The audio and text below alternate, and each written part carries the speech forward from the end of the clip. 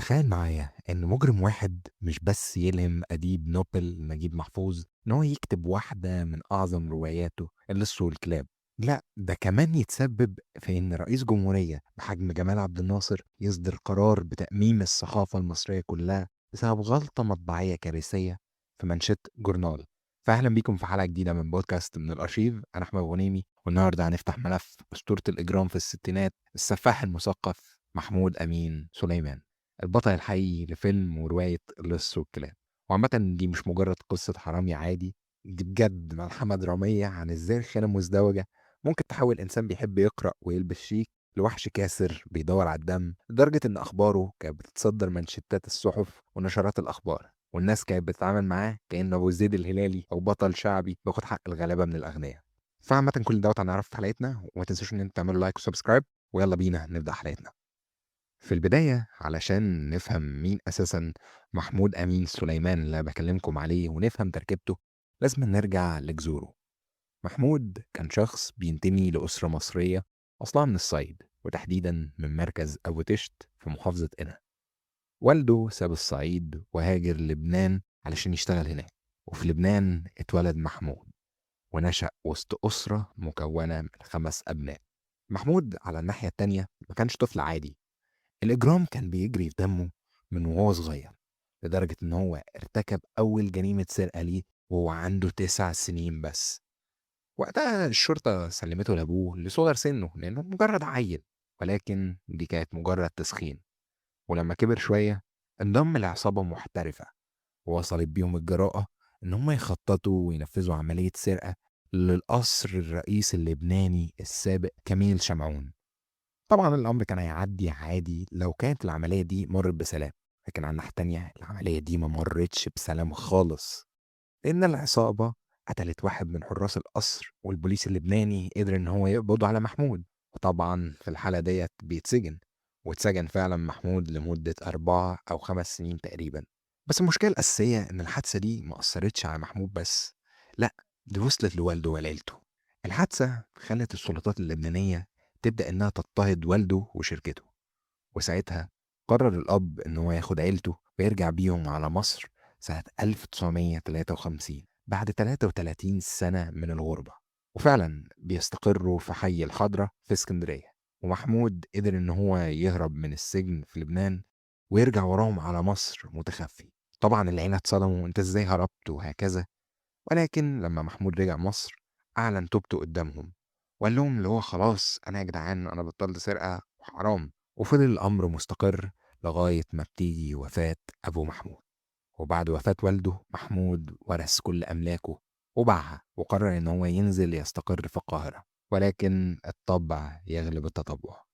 محمود ساعتها بيرجع للسرقة تاني، بس المرة دي محمود كان عنده مزاج وفلسفة خاصة، بحيث إن هو قرر إن هو يشتغل بمبدأ أنا هسرق الأغنياء بس. وفعلا سجل محمود الإجرامي وصل لحوالي 58 جريمة سرقة، وكان بيتخصص في اقتحام فيلات وقصور المشاهير والأغنياء في القاهرة واسكندرية. ومن ضمن ضحاياه كانت فيلا أمير الشعراء أحمد شوقي. وفي أواخر سنة 1959 حاول إن هو يسرق فيلة أم كلثوم. وغير إنه على الناحية التانية كان سرق منازل عيلة سباهي أصحاب مصانع الغزل والنسيج في اسكندرية، وفيلا جمال قطبي مدير شركات الملاحة. طبعا انت دلوقتي بعد كل الاحداث والكلام اللي انا قلته لك دوت بقى عندك فكره نمطيه عن الشخص اللي بيسرق دوت، بس هو عكس الفكره النمطيه اللي اترسمت في دماغك. انت اترسم في دماغك ان هو شخص بلطجي، ولكن المثير في شخصيه محمود ان هو ما كانش بلطجي في شكله. كان بيلبس احد الصيحات الموضه، بيتكلم فرنساوي وانجليزي بطلاقه جدا، وعلشان يبعد عن نفسه الشبهات ويغسل امواله بدأ ان هو يفتح دار نشر وسماها دار الفكر للنشر. وده اللي هيخلي الصحافة إنها تكتب عنه لقب هيفضل لازق فيه، لقب السفاح المثقف. ومحمود على الناحية التانية كان عبقري جدا في التنكر. كان يوم تلاقيه لابس زي ضابط شرطة، ويوم خليجي، ويوم سايح أجنبي، وحتى كان بيتنكر في زي ستات ببراعة شديدة يصعب اكتشافها. وكان من ذكائه إن هو بيغرق هدومه بالبرفانات والعطور القوية جدا عشان يعمي حاسة الشم عند الكلاب البوليسية ومتقدرش إنها تتبع أثره. والمفارقة عن رغم كرهه للكلاب البوليسية كان عنده قدرة عجيبة جدا إن هو يروض كلاب الشوارع الضالة، وإن هو يصاحبهم بسهولة تامة. فحرفيًا الشخص ده لغاية دلوقتي هو mix غريب أنت مش قادر تتفهمه، وفي وسط حياة الثراء طبعًا اللي اتكوّنت عنده من كتر سرقته للناس الأغنيا، محمود اتجوّز أكتر من مرّة. اتجوّز واحدة اسمها حميدة وشهرتها بِلّة وطلّقها، وبعدين لقى فتاة أحلامه نوال عبد الرؤوف، اتجوّزها وخلّف منها بنت سمّاها إيمان، وحَب إن هو يتوب وقال لك إن هو أفتح بقالة على اسم بنته وخلاص بدأ يحس إن هو بالاستقرار.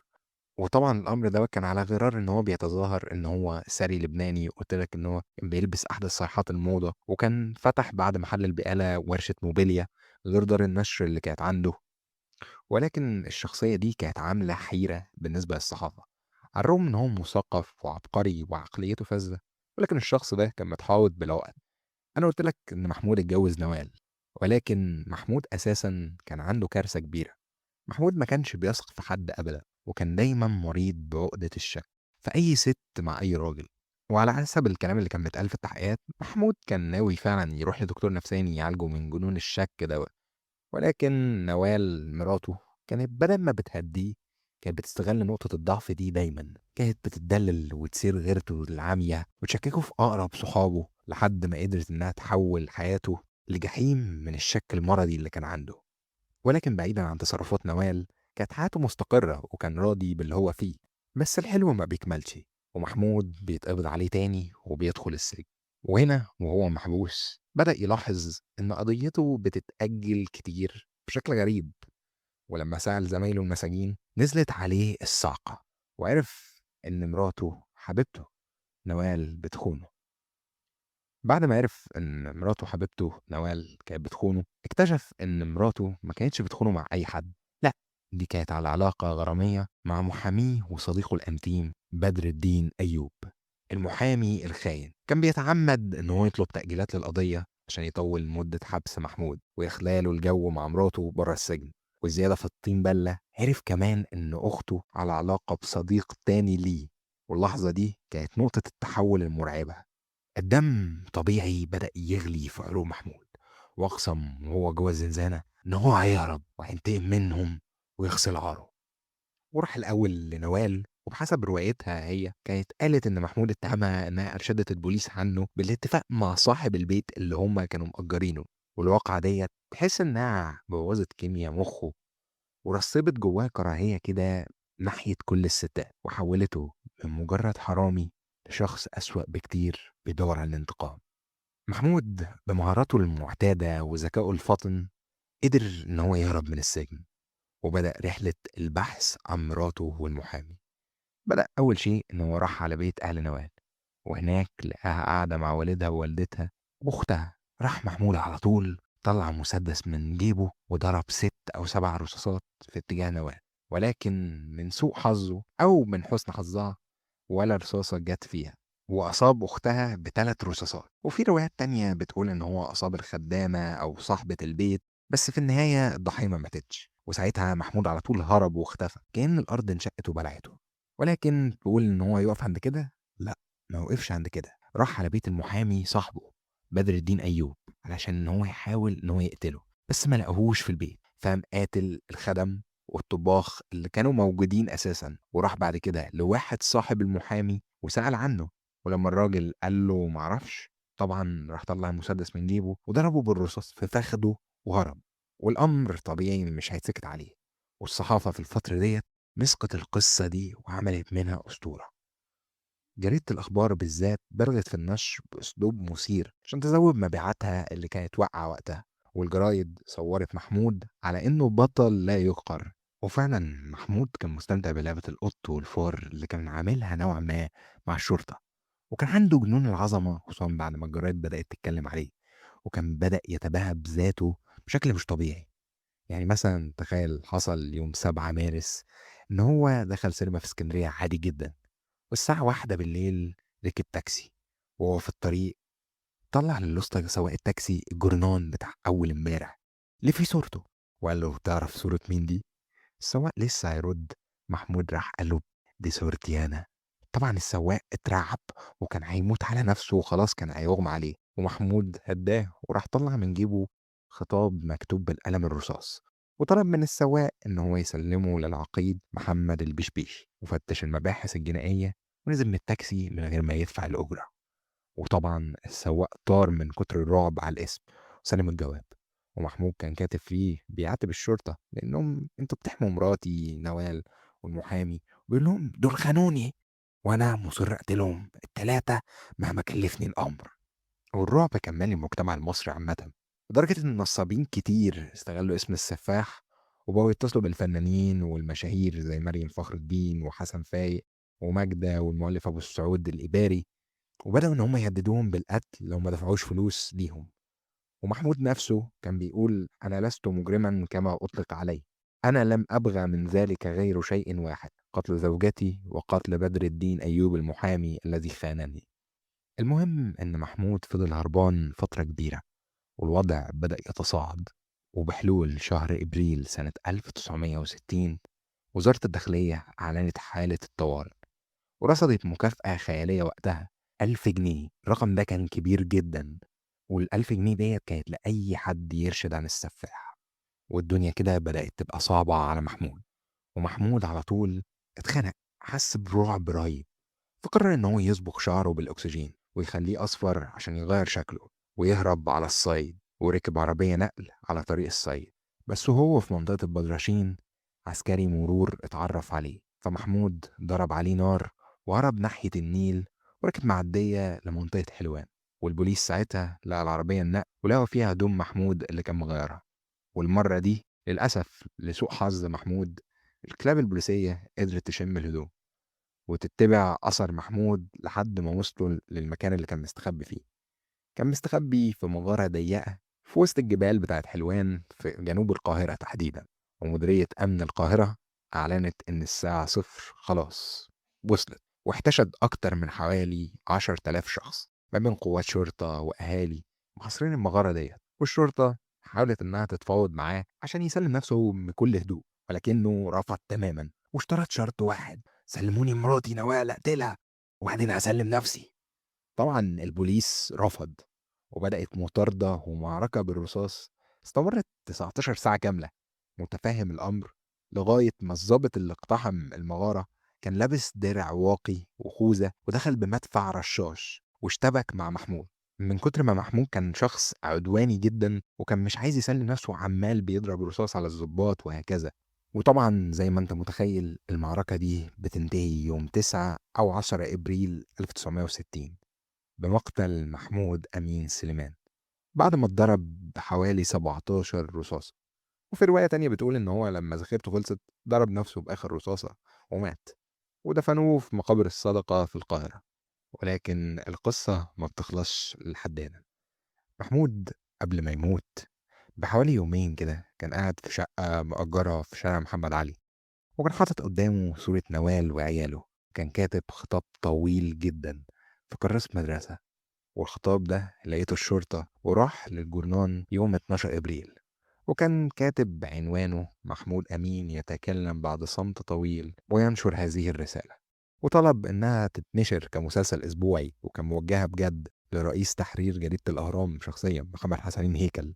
بس عارفين الفضيحة فين؟ إن الأهرام لما رجعت الرسالة اكتشفت إن الأوصاف الرومانسية اللي محمود كان بيكتبها لنوال جوه الجواب ما كانتش بتاعته.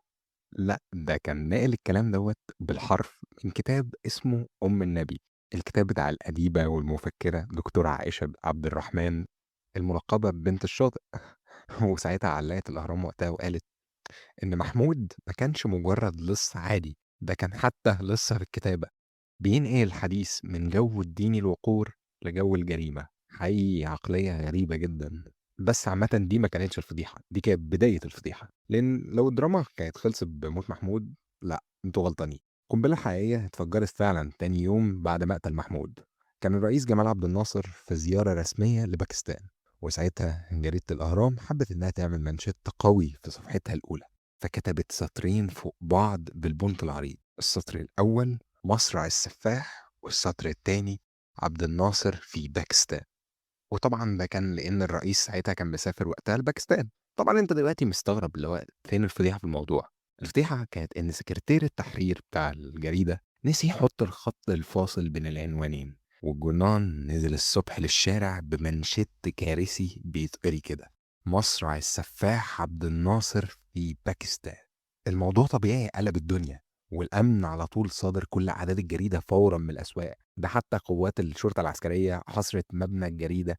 كل الطاقم اللي كان سهران على الطبعة التانية اتحقق معاه، ورئيس التحرير اتفصل ودخل في مشاكل، وحصلت خصومات ووقف ترقيات للصحفيين. الحادثة حرفيا كانت زي القشة اللي قطمت ظهر البعير، وكانت سبب مباشر ورئيسي في إصدار قرار تأمين الصحافة المصرية يوم 24 مايو 1960، وبكده تنتقل ملكية الصحف من الأفراد للدولة. وللمفارقة المضحكة إن يكون كل دوت بسبب السفاح محمود. في السنة اللي بعدها بيجي حدث برضه مهم، سنة 1961، تحديدا في شهر أغسطس. الأديب العظيم نجيب محفوظ بياخد القصة ديت وبيحولها ويخلدها في رواية وبينشرها في مجلة الأهرام تحت اسم اللص والكلاب. وحرفيا الرواية بتخليك تقف هنا عند حتة معينة وتسأل نفسك أسئلة ما بتنتهيش. وبيغير اسم محمود لسعيد مهران، والمحامي بدر الدين لعليش سدرة، ونوال لنبوية، عشان يخلد القصة دي للأبد. بس نجيب محفوظ لما كان بيكتب الرواية ديت ما كانش بيكتب مجرد قصة بوليسية أو مطاردة بين البوليس وحرامي، لا، كان بيكتب تشريح دقيق جدا للنفس البشرية. وهنا بجد بنوصل للسؤال الفلسفي اللي خلينا نفكر كتير بعد ما نقفل الحلقة. يا ترى ايه اللي بيصنع الوحوش؟ وهل فعلا محمود أمين سليمان كان مجرم بالفطرة وشيطان مستني اللحظة المناسبة عشان يخرج؟ ولا الخيانة اللي نقدر نقول إنها الطعنة الباردة اللي بتيجي من أقرب اتنين ليك في الدنيا، قادرة إنها تاخد أهدى وأرق إنسان وتحوله لسفاح ما بيرحمش؟ وفي دنيا مليانة بالكلاب اللي بتنهش في لحم بعض بالخداع والظلم واستغلال الضعف، هل نقدر نلوم اللص لو قرر إن هو يسن أسنانه وياخد حقه بدراعه؟ فيا ترى مين فيهم المجرم الحقيقي، اللي خان وباع ودمر، ولا اللي مسك المسدس عشان ينتقم لكرامته؟ ولو وقفنا هنا، هو سؤال مرعب جدا، لأن إجابة السؤال دوت ممكن تخلي كل واحد فينا يبص في المراية ويسأل نفسه، لو كنت مكانه واتسقيت من نفس الكاس كنت هعمل إيه؟ هل كنت هسامح، ولا كان هيتولد جوايا سعيد مهران جديد؟ عامة هسيبكم تفكروا، مستني أقرأ آرائكم وإجاباتكم في التعليقات دلوقتي على السؤال دوت. وبس دي كانت حلقتنا، ولو حلقة النهاردة من بودكاست من الأرشيف عجبتكم ما تنسوش إن انتوا تعملوا لايك وسبسكرايب وتفعلوا زرار الجرس على يوتيوب، أو تعملوا فولو للبودكاست على سبوتيفاي عشان ما يفوتكمش أي حلقة جديدة. ولو بتحبوا المحتوى تقدروا إن انتوا تدعموه بإن انتوا تعملوا شير مع أصحابكم اللي بيحبوا نفس المحتوى. وبس كنت معاكم أنا أحمد الغنيمي، وأشوفكم في حلقة جديدة. وأحب أقول لكم عيد مبارك عليكم جميعا يا رب، لأن الحلقة دي إن شاء الله هتنزل في آخر يوم من رمضان. وبس أتمنى لكم يا رب السعادة والفرحة، ويا رب كلكم تخشوا الجنة. وما تنسونيش من صالح دعواتكم، لأن الفترة الجاية هكون داخل الجيش، بس هحاول بإذن الله إن أنا ما انقطعش عنكم كتير. وإن شاء الله تكون فترة قصيرة، وإن شاء الله نجتمع تاني قريب، وأشوفكم في حلقة جديدة من بودكاست من الأرشيف. والسلام.